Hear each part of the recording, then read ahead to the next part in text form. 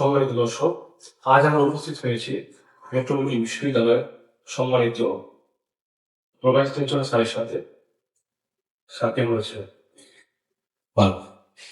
Sir. Metropolitan বিশ্ববিদ্যালয় centre for policy ইনোভেশনের শিক্ষার্থীরা বিভিন্ন বিভিন্ন জায়গা থেকে বিভিন্ন ধরনের কিভাবে এসে কাজ করছে এই নিয়ে ওরা কাজ করে যাচ্ছে। স্যার, এই বিষয়ে আপনি বলতে পারছেন? হ্যাঁ, আমি শুনেছি এবং কাজ যখন শুরু হয়েছিল প্রথম দিকে তখন থেকেই আমি জানি যে আমাদের বিশ্ববিদ্যালয় থেকে এই ধরনের একটা প্রজেক্ট রিসার্চ টিম নিয়ে কাজ শুরু করেছে। স্যার, আমাদের প্রথম প্রজেক্ট ছিল প্রজেক্ট ঘাসফুল। এই প্রজেক্ট ঘাসফুল সম্বন্ধে আপনার প্রাথমিক ধারণা, এটি ইনফরমাল ইকোনমি কি ধরনের নতুন দৃষ্টিভঙ্গি আমাদের সমাজে আনতে পারে বলে আপনি মনে করেন? এটা আসলে আমার কাছে মনে হয় এটা খুবই ইউনিক এটা প্রজেক্ট। তার কারণ হচ্ছে আমি মানে কখনো শুনি নাই যে এই ধরনের প্রান্তিক লেভেলে এবং বাংলাদেশের ইকোনমিক পার্সপেক্টিভ থেকে এই ধরনের একটা অংশ বা কনসেপ্ট নিয়ে কেউ কাজ করেছে।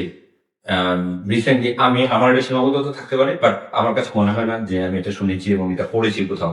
বাট এটা একটা বিশাল এটা জায়গা আমি মনে করি। তো প্রজেক্ট ঘাসফুল এই অংশে যে কাজ করছে, যেখানে যে প্রান্তিক জনগোষ্ঠী আমরা যাদেরকে বলি, রিক্সা চালক থেকে শুরু করে যারা মৎস্যজীবী বলেন বা এই এই এই উম, প্রান্তিক জনগোষ্ঠীর মধ্যে যারা আছে, তাদের যে ইকোনমিক ডেভেলপমেন্ট বলেন বা ইকোনমিক যে সাইডটা বলেন, এই পুরোটা নিয়ে কাজ করাটা আমি মনে করি এটা একটা কঠিন কাজও বলে।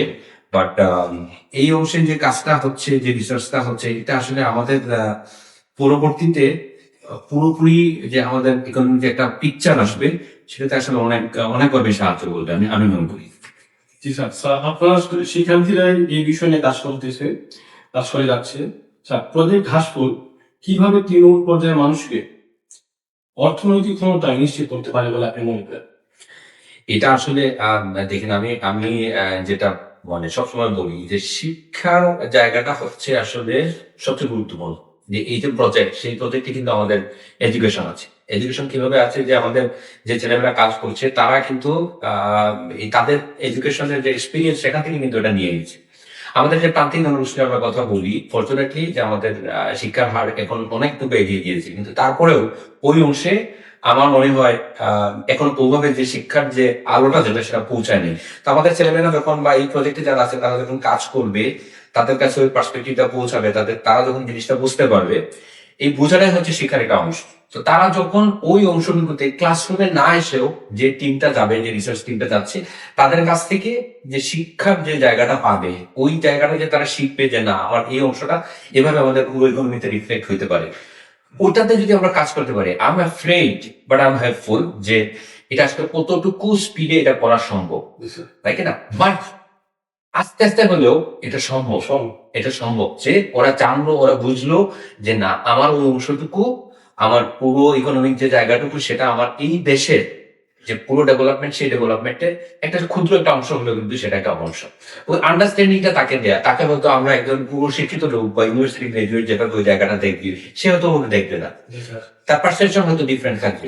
কিন্তু মোদ্দা কথা হলো যে ওই যে অংশটা, যেটা যে রিসার্চের যে মূল যে টার্গেটটা, যেটা তাদের এই ইনফরমেশনটা এবং পরে যে তাদের ডাটাটা আমাদের পুরো সেন্ট্রাল ডাটাতে রিফ্লেক্ট হচ্ছে কিনা সেটা মেক শিওর করে। আমি মনে করি এটা ডেফিনেটলি একটা ফার্স্ট একটা কাজ, খুব কঠিন একটা কাজ, এবং এটা রিফ্লেকশনটা ডেফিনেটলি ভেরি পজিটিভ হবে, ভেরি পজিটিভ। অসংখ্য ধন্যবাদ স্যার। তাহলে স্যার, মেট্রোপলিটন বিশ্ববিদ্যালয় কিভাবে ইনফরমাল ইকোনমি নিয়ে গবেষণা কার্যক্রম অব্যাহত রাখতে পারে বলে আপনি মনে করেন? আমি তো মনে করি এই যে এখন যেটা হচ্ছে, যে এই ধরনের একটা ইউনিক প্রজেক্ট নিয়ে আমাদের বিশ্ববিদ্যালয় থেকে এই কাজটা হচ্ছে, আমার মনে হয় এটা পুরো বাংলাদেশের লোকদের জানা উচিত, এবং এটা যে ইম্প্যাক্ট যে রাখছে, কিভাবে রাখতে পারে, এটাও আসলে আরো বিশ্লেষণের প্রয়োজন। আমি বিশ্বাস করি যে ডেফিনেটলি এটা রাখবে, তাই কি না? আমাদের এই অংশে যেমন ট্যাক্সের ব্যাপারে আমাদের এক ধরনের ভীতি আছে, ভীতি কাজ করে, আমরা যারা শিক্ষিত তাদের মধ্যে এক ধরনের ভীতি কাজ করে, যে এটা আসলে ভীতিকর কোনো কাজ না, এবং সেই অংশে আমাদের যে এনবিআর আছে তাদের সাথে ডেফিনেটলি এই প্রজেক্টে যারা জড়িত তারাও হয়তো পরবর্তীতে এটা কাজটা করবে। এটা টোটাল এক ধরনের সিনক্রোনাইজেশনের প্রয়োজন আছে, তাই কি না? তো এই কাজটা আমি মনে করি এখানে যারা কাজ করছে তারা ডেফিনেটলি এই ব্যাপারে তারা সাবধান আছে এবং অ্যাওয়্যার আছে। ওই অংশ থেকে ডাটাগুলো যখন নিয়ে কাজ করা হবে এবং ফাইনালি রিফ্লেকশনের জন্য যখন কাজ করা হবে রিসার্চে, এর জন্য তখন কাজ করা হবে, তখন এনজিআর এর লোকজনের সাথে ডেফিনেটলি বসা হবে। তো এই যে ইম্প্যাক্টের জায়গাটা যদি আমি প্রাইমারিলি বলি, তাহলে আমার মনে হয় যে এই প্রজেক্টের আউটকাম নিয়ে যখন কোনো একটা রিসার্চ, ভালো একটা রিসার্চ যখন পাবলিশ হবে, এটা যদি মানুষের মধ্যে ছড়িয়ে দেওয়া যায় বা যারা স্টেক হোল্ডার আছে তাদের মধ্যে যদি ছড়িয়ে দেওয়া যায়, তাহলে ডেফিনেটলি ওনাদের কাছ থেকে কাছে আমরা এটার ফিডব্যাক পাবো যে আমরা আসলে এটাকে আরো কিভাবে আরো বড় করতে পারি। সামগ্রিকভাবে সর্বোপরি আমি বলতে পারি যে, আবারও বলছি যে এটা খুবই একটা ইউনিক একটা প্রজেক্ট এবং এটা আসলে খুব স্ট্রংলি করা উচিত। এবং আমি বিশ্বাস করি আমাদের যে ক্যাপাসিটি আছে আমাদের ছেলে মেয়েদের এবং আমাদের এই সামগ্রিক বিশ্ববিদ্যালয় কেন্দ্রিক আমাদের যে ক্যাপাসিটি, আমরা এই ধরনের প্রজেক্ট আরো বড় প্রজেক্ট করার সম্ভাবনা আমরা রাখি। স্যার ছোট্ট করে একটা জিনিস জানতে চাই স্যার, যে তরুণ প্রজন্মকে যে ইনফর্মাল ইকোনমি সম্পর্কে সচেতন এবং সম্পৃক্ত করতে কি ধরনের উদ্যোগ নেওয়া প্রয়োজন বলে আপনার মনে হচ্ছে? এটা আসলে ওটার আমি যে একটু আগে যে কথাটা বলছিলাম যে এটা আসলে ডিসেমিনেট করতে হবে আমাদের এখানে যারা যে সমস্ত ছেলে মেয়ে আছে, ইরেসপেক্টিভ টু অল ডিপার্টমেন্টস, তাদের সাথে এটা নিয়ে কথা বলতে হবে, তাদেরকে এটা জানাই দিতে হবে এবং বুঝাইতে হবে তাদেরকে। মূল যে জায়গাটা যেটা হচ্ছে আমাদের যে ইনফরমেশনের জায়গাটা, যেটা যে এই ধরনের একটা যেমন আপনারা যখন কথা বলছিলেন প্রথম যখন গাছগুলোটা নিয়ে আসছিলেন, তখন আমি কিন্তু এই জিনিসটা মানে অ্যাওয়ার ছিলাম। আমি অ্যাওয়ার হওয়ার পরে আমি যেটা দেখলাম যে এটা আসলে একটা ইউনিক একটা idea to work on that, তাই কি না? আমার মনে হয় আমাদের বিশ্ববিদ্যালয়ে 4,000-এর উপরেও স্টুডেন্ট আছে, তাদের সবাইকে এই জায়গাটা সম্পর্কে এই ধারণাটা দেয়া যে আমাদের এই ধরনের একটা সেক্টর আছে, এটা অনেক বড় একটা সেক্টর এবং এখানে কাজ করার প্রচুর স্কোপ আছে।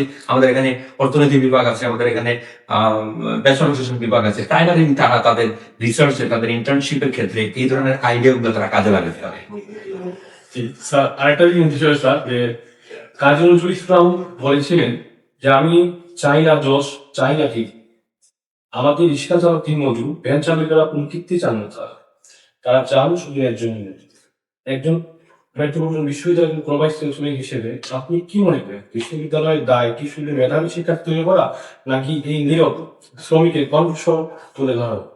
আমি আসলে কখনোই এটা বিশ্বাস করি না যে একটা হায়ার স্টাডিজ ইনস্টিটিউশনের মূল লক্ষ্য যে শুধু মেধাবী ছাত্রছাত্রী তৈরি করা। আমি মনে করি, আমি সবসময় বিশ্বাস করি, আমি মনে প্রাণে বিশ্বাস করি যে আমাদের এই বিশ্ববিদ্যালয় সহ আমি যে সমস্ত বিশ্ববিদ্যালয়ে কাজ করেছি, সব জায়গায় এখানে পড়াশোনা করেছি, সেখানেও এটার মূল একদম লাস্ট স্টেজটা হচ্ছে আমরা একজন মানবিক মানুষ তৈরি করবো।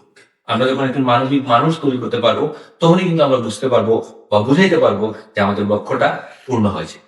তো একজন জ্ঞানী মানুষ অবশ্যই আমাদের প্রয়োজন আছে, কিন্তু তার থেকেও বেশি দরকার আমাদের সেই জ্ঞানটার সাথে আমাদের মানবিকতাটা থাকা। একজন মানুষ যদি জ্ঞানী হয়, গুণী হয় এবং তার মানবিকতা যদি না থাকে, তাহলে কিন্তু আমাদের টার্গেটটা ফুলফিল হবে না।